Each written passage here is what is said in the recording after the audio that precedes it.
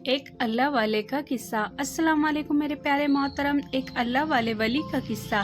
اللہ پاک نے اپنے بندوں کی ہدایت کے لیے دنیا میں ہزاروں نبی و رسول بھیجے، الگ الگ قوموں کی طرف الگ الگ زمانوں میں الگ الگ نبی تشریف لائے۔ ان نبیوں کو اللہ پاک نے ایک خاص کمال عطا فرمایا جس سے معجزہ کہا جاتا ہے۔ ان سبھی نبیوں رسولوں کو دیکھ کر یہ کہیں، ان کی ہدایتیں اور نصیحتوں کو سن کر الگ الگ زمانے میں کافی لوگ ایمان لائے، اور کافی لوگ ایسے بھی تھے جو معجزہ دیکھ کر بھی ایمان نہ لائے۔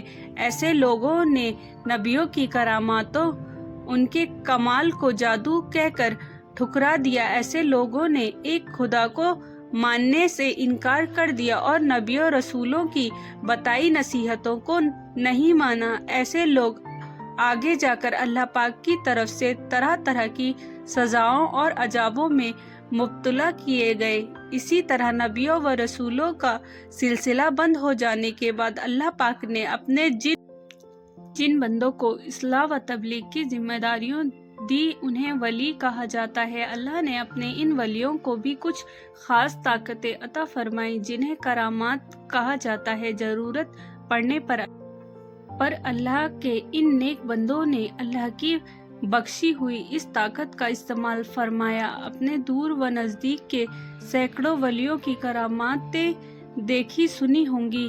سلطان الہند حضرت خواجہ غریب نواز رحمۃ اللہ علیہ کی بہت سی کراماتیں آپ نے سنی ہوگی۔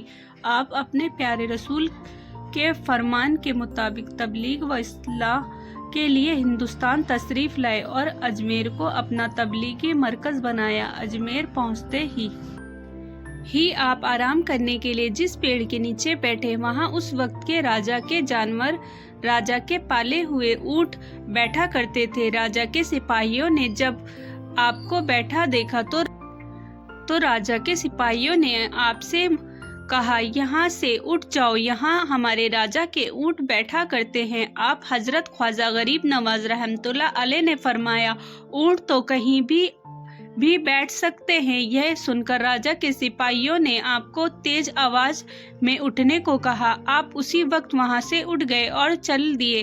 اگلے دن ایک عجیب سا واقعہ ہوا۔ جب راجا کے سپاہیوں نے بیٹھے اونٹ کو اپنی جگہ سے اٹھانا چاہا تو اونٹ تمام کوششوں کے باوجود نہیں اٹھے۔ یہ دیکھ کر سپاہی دنگ رہ گئے اور ساری بات اپنے راجا کو بتائی۔ راجا نے سپاہیوں کو حضرت خواجہ غریب نواز رحمۃ اللہ علیہ سے معافی مانگنے کو کہا اور کہا کہ انہیں ڈھونڈو اور ان سے معافی مانگو۔ راجا کے ایسے کہتے ہی سپاہیوں نے آپ حضرت خواجہ غریب نواز رحمۃ اللہ علیہ کو ڈھونڈ کر آپ سے ان کے کیے برتاؤ کی معافی مانگی۔ حضرت خواجہ غریب نواز رحمۃ اللہ علیہ نے اسی وقت انہیں معاف کر دیا اور کہا کہ تم جاؤ، تمہارے اونٹ اب کھڑے ہو جائیں گے۔ سپاہیوں نے جب واپس جا کر اونٹوں کو اٹھانا چاہا تو اونٹ اسی وقت اٹھ گئے۔ سبحان اللہ! یہ ہے ہمارے خواجہ غریب نواز کا مرتبہ۔ حضرت خواجہ عثمان ہارونی رحمۃ اللہ علیہ حضرت خواجہ غریب نواز کے پیر مرشد تھے۔ یہ وہی بزرگ ہیں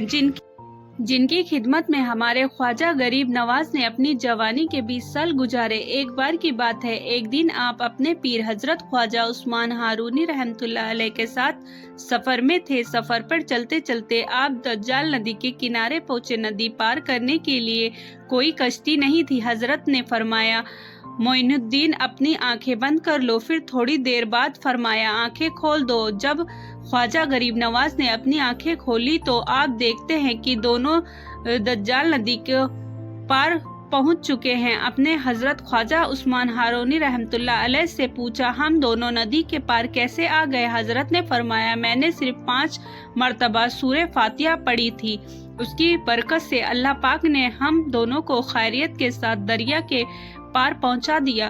یہ مقام اور مرتبہ انہی کو نصیب ہوتا ہے جو اپنی زندگی اللہ کے مرضی کے مطابق ڈھال لیتے ہیں اور پھر اسی کے ہو جاتے ہیں۔ اسی لیے اللہ پاک ان کی زبانوں میں ایسی تاثیر عطا فرما دیتا ہے کہ وہ جو کہتے ہیں وہ ہو جاتا ہے۔ یہ طاقت ہر کسی کو نہیں ملتی، یہ صرف اللہ کے خاص بندوں کو دی جاتی ہے۔ جس نے اپنے آپ کو اللہ کے کے حوالے کر دیا۔ سمجھو اس نے اپنی زندگی میں سب کچھ پا لیا۔ بہرحال ایسا کیسے؟ کئی ولی اور پیر پیغمبر کی کہانیاں حدیثوں میں موجود ہیں جن کے کارنامے حیران کرنے والے ہیں۔ ہم کوشش کریں گے آگے بھی ایسی ولیوں کی کراماتوں کی جانکاری آگے بھی دیتے رہیں گے۔ آپ کو یہ ویڈیو اچھی لگی ہو تو لائک اینڈ شیئر ضرور کریں۔ ایسی ویڈیو دیکھنے کے لیے پلیز چینل کو سبسکرائب کرنا نہ بھولیں۔